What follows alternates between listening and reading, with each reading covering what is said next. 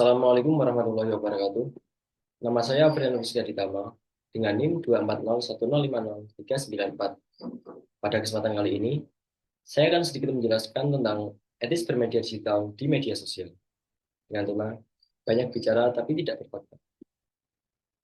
Untuk pengertiannya, menurut Siber Kreasi dan Deloitte pada tahun 2020, etika bermedia digital di media sosial merupakan kemampuan seseorang untuk menyadari, mencontohkan, dan menerapkan tata kelola perilaku yang baik di ruang digital.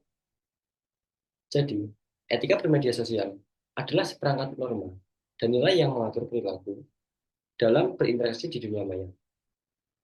Perilaku tersebut diantaranya merupakan tata krama berkomunikasi di internet, seperti sopan santun, menghargai privasi, dan tidak menyebar konten negatif. Berikut merupakan data pengguna media sosial yang diliput oleh Global Overview Report pada tahun 2024. Pengguna Facebook memiliki jumlah 3,5 miliar di dunia. 130 juta di antaranya merupakan warga Indonesia. Pengguna Twitter mencakup 5,50 juta pengguna dunia dan 24 juta di antaranya merupakan warga Indonesia. Kemudian ada pengguna Instagram, di mana 2 miliar merupakan pengguna dunia dengan 99 juta di antaranya merupakan warga Indonesia.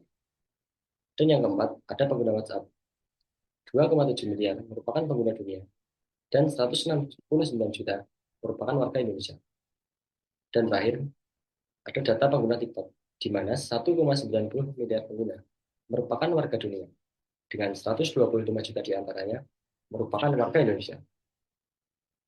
Dari data tersebut, dapat disimpulkan bahwasanya penggunaan media sosial di Indonesia masih sangat masif, baik itu untuk tingkat anak-anak, remaja, dewasa, orang tua, atau bahkan lanjut usia. Seberapa penting sih bijak ketika bermedia sosial?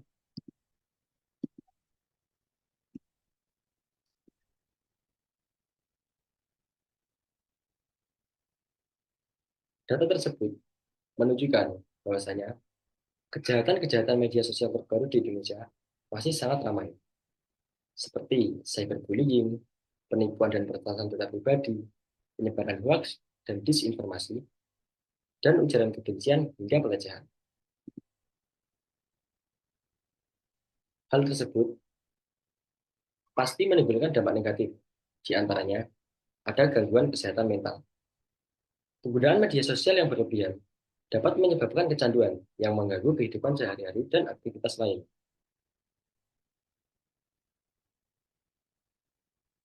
Yang kedua, ada masalah sosial hukum. Media sosial dapat menjadi sarana penyebaran informasi palsu yang dapat menimbulkan konflik, keresahan, dan bahkan kerusuhan sosial. Dapat juga menimbulkan disinformasi, yaitu penyebaran informasi yang menyesatkan, dapat merusak reputasi seseorang, merusak kepercayaan publik, dan bahkan merusak proses demokrasi. Masalah sosial hukum juga meliputi pelanggaran privasi, trolling, dan hate speech. Selanjutnya, ada penurunan nilai moral dan etika. Contohnya seperti lunturnya nilai kebahasaan, menurunnya nilai moral, hingga pengaruh budaya asing. Yang keempat, ancaman keamanan. Ancaman keamanan ini dapat berupa pencurian data pribadi yang diunggah di media sosial, berpotensi dicuri dan disalahgunakan oleh pihak yang tidak bertanggung jawab. Yang kelima, ada gangguan produktivitas. Penggunaan media sosial yang berlebihan dapat mengganggu produktivitas dan konsentrasi dalam belajar atau bekerja seseorang. Yang terakhir, ada ketergantungan teknologi. Penggunaan media sosial yang tidak etis dapat menyebabkan ketergantungan pada teknologi dan mengabaikan interaksi sosial langsung. Kemudian ada tantangan utama. Yang pertama, maraknya penyebaran konten berbahaya dan misinformasi. Media sosial telah menjadi saluran utama penyebaran berbagai jenis konten berbahaya. Contohnya, hoax kesehatan klaim vaksin COVID-19 yang mengandung microchip atau obat herbal yang belum teruji, mampu menyembuhkan penyakit serius setelah menyesatkan banyak masyarakat. Yang kedua, ada kerentanan perlindungan data pribadi, dan privasi. Era digital telah memunculkan paradoks di mana pengguna aktif membagikan data pribadi, namun minim kesadaran akan resikonya. Yang ketiga, dampak digital terhadap reputasi dan masa depan. Setiap aktivitas digital meninggalkan rekam jejak yang sulit dihapus sepenuhnya. Studi Microsoft tahun 2021 menemukan 78% HRD melakukan pengecekan media sosial pelamar kerja. Unggahan kontroversial di masa lalu seperti candaan rasis, konten vulgar, atau komentar provokatif seringkali menjadi bumerang. Jejak digital juga menjadi alat bukti hukum yang sah, seperti dalam kasus pencemaran nama baik atau ujaran kebencian yang diproses secara pidana. Yang terakhir, ada konflik nilai antar generasi dan budaya digital.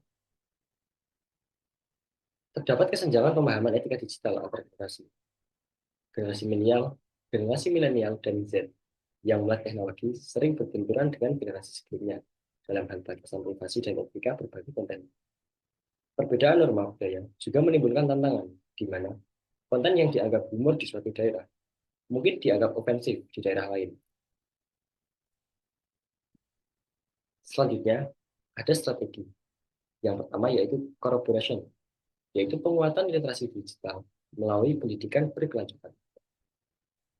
Peningkatan kapasitas masyarakat melalui program literasi digital terstruktur menjadi solusi dasar. Materi yang disampaikan bisa mencakup seperti teknik verifikasi informasi dengan tools seperti Google Fact Check Tools, pemahaman algoritma media sosial dan bias informasi, dan pelatihan keamanan digital dasar seperti membuat password yang kuat. Yang kedua, ada collaboration, yaitu kolaborasi multi pihak dalam penanganan konten negatif. Pendekatannya dapat berupa platform media sosial melalui fitur pelaporan dan model konten. Yang kedua, komunitas sipil seperti Mavindo dengan program Turn Back Work. Yang ketiga, ada implementation, yaitu implementasi kebijakan dan regulasi yang progresif. Yang keempat, ada development, yaitu pengembangan ekosistem konten positif dan kreatif.